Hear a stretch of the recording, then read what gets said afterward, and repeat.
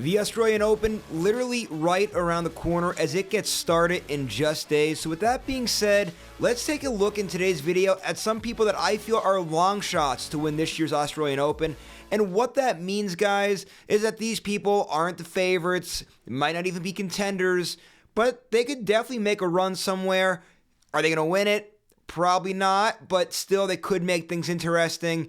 And if they are to win it, nobody would have this circled on their bingo cards. Let's get started with the women's side of things. And I'm going to get started with somebody that's actually won this tournament before in Naomi Osaka. Osaka, as you guys know, returned last year, did not look up to the old Naomi Osaka that we saw before she gave birth. It was a rough going in 2024. Her biggest bright spot was losing in the second round of the French Open to Iga Swiatek when she had Swiatek on the brink. Losing a second round matchup, if that's your bright spot, that's really not anything to tip your hat at there. But still, if Osaka could rebound, be like the Osaka of old, definitely somebody that could make a run, could be in contention. Who even knows how far she could go.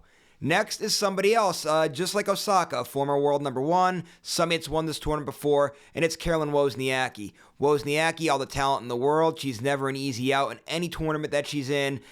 I expect her to give whoever she faces a run for their money. And who knows, depending on draw and whatnot, she may even be able to make a run. Speaking of runs, this person I thought was in an opportunity last year to make a run. Somebody that's also won this tournament before. Somebody who's also a former world number one, and that's Victoria Azarenka. Now, last year, like I said, with Azarenka's draw, it was set up for her to make a run, didn't capitalize on it, and kind of like Wozniacki, I expect her to challenge, I expect her to compete, but it's going to come down to that draw. If that draw could be good and she could capitalize, somebody that could very well be in the mix. And then one other person, too, I want to talk about here. This is someone that has an ultimate power game and somebody that we actually thought was going to win a major championship, and then things kind of fell apart a little bit, and that's Carolyn Garcia. Garcia has all the talent in the world, but she seems to not have that same mojo that she had a few years ago when she won the WTA finals and was beating a lot of those bigger players in the world. It's been a thing of consistency with Garcia, but we'll see if she could turn it around here in 2025. And now before I go to the men's side of things, really quickly, one honorable mention for the women, and that's Maria Sakkari. These quicker pace surfaces aren't the best matchup for her, but still if she's playing well, could give people a run for their money. All right, now we go to the men's side of things. Let's get started with Ben Shelton here, right? Shelton's a guy, a real big guy, a lot of talent, a very good server. The good servers do better on these quicker pace surfaces. Let's see if Shelton could do something here. I wanted to put Shelton into contenders list that I'm going to have in a few days here, but decided to go with the long shots.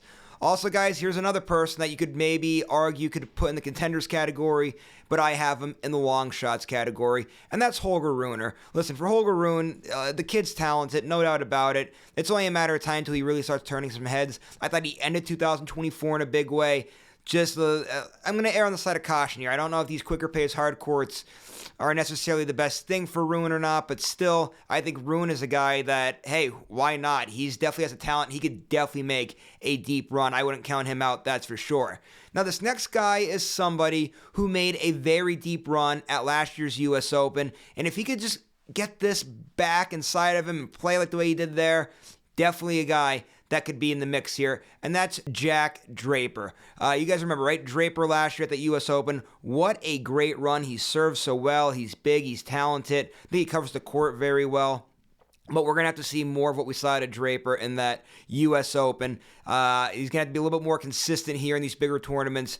That was obviously a great run, a bright spot, but we need to see just a little bit more out of him. Big opportunity to turn heads once again at this year's Australian Open. And finally, the last guy I want to talk about here today is a guy that we saw compete for a Wimbledon championship. We saw him make a deep run at the Australian Open before, and that's Matteo Berrettini.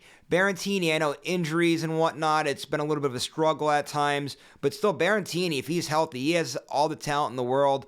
And his ranking, right, remember last year, being the fact that he was injured and had the layoff, his rankings were low. He had a few tough matchups right out of the gate. Rankings a little bit better this year. He's into the 30s area. That'll be 34 off the top of my head here. So he's a guy, again, with a little bit better of a ranking. Maybe if he gets a decent draw, and he's healthy, of course, this guy could definitely make a run. And just like I did for the women too, I had that quick honorable mention. One more honorable mention here. I really didn't know. You could put him in a million different categories here, and that's Casper Ruud. Ruud, of course, clay court specialist. These quicker pace surfaces don't really translate well to him there, but still, he's in the top 10 in the world, guys. I put him in the long shot just because he doesn't usually do well on these quicker pace surfaces, but still, Casper Ruud, a guy to keep an eye out for, especially being that he's going to probably have a good draw given his ranking. So that was the long shots in this year's Australian Open. Make sure you guys keep coming to this YouTube channel, subscribe here.